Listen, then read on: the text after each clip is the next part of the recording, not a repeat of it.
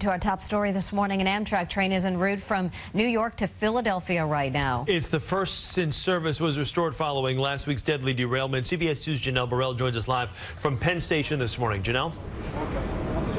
Well, Chris and Mary, that first train leaving Penn Station just about a half hour ago, and we spoke with a few of those riders on board. Some of them admittedly nervous about being on this first train, but overall, most say they are confident in Amtrak and the repairs that have been made.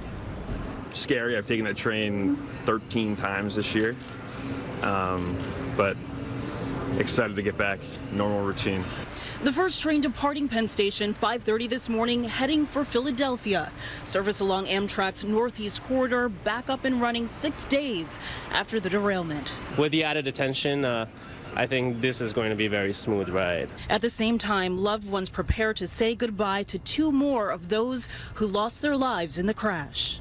A funeral mass for Laura Finnemore is scheduled for today in Little Neck, Queens. Rachel Jacobs will be laid to rest today as well in suburban Detroit, where she grew up. Meanwhile, investigators continue their work of trying to pinpoint a cause, now downplaying this damage to the train's windshield, which they first thought may have been the result of an object thrown at the train. I'd like to downplay that part of it. I've seen the fracture pattern. It looks like something about the size of a grapefruit, if you will, and it did not even penetrate the entire windshield. The train had been traveling 106 miles per hour, more than double the speed limit when it lost control, speeding up just as it approached a curve in the track. Had that train stayed at 80 miles an hour instead of over 80 miles an hour, then we would have went right around the corner, a little bit rough, but it would have stayed on the tracks. The railroad had a speed restriction system in place for trains going south by the crash site in Philadelphia, but not northbound where the crash happened.